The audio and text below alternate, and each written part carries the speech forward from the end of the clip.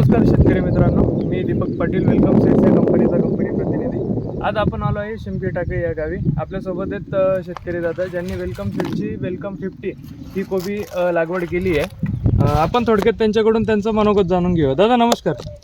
नमस्कार। आपलं नाव काय दादा? लोखंडे, गाव शिंपी टाकळी, तालुका निफाड, जिल्हा नाशिक। आपला मोबाईल नंबर दादा? 99 75 50 59 57। ही तुम्ही कोणती कोबी लागवड केली आता? ही वेलकम 50 आहे।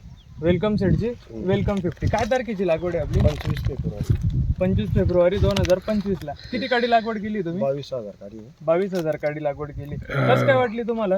मग इतर व्हरायटीपेक्षा हिची थोडीशी पत्तीरप आणि माल घट्ट आहे तिचा। बरोबर, किती दिवसात काढायला आली?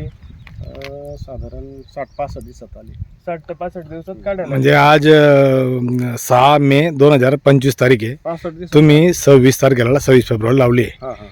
आणि आता याच्या पहिली खोडणी किती वाजता केली तुम्ही? काढणी किती तारखेला 8 केली? दिवस झाले आम्ही 8 दिवस, म्हणजे तुम्ही 60 ते 62 दिवस चालू केलेली आहे। बरं, ही कोबी तुम्हाला असं आता मे महिना चालू आहे, आता टेम्परेचर भरपूर आहे आपल्याकडे, तर त्या टेम्परेचरमध्ये तुमच्या गावात इतर कोबी आपण लागवड झाल्या असतील ना? हां, आता आमचं वीरचं आहे नाव ना? हां हां हां।